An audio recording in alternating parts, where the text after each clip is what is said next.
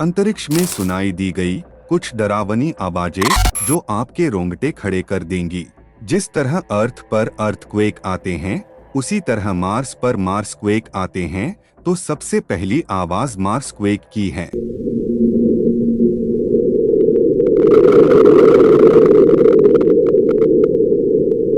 यह sound inside lander द्वारा 2019 में कैप्चर किया गया था। अगली आवाज सेतम के रिंग्स की है।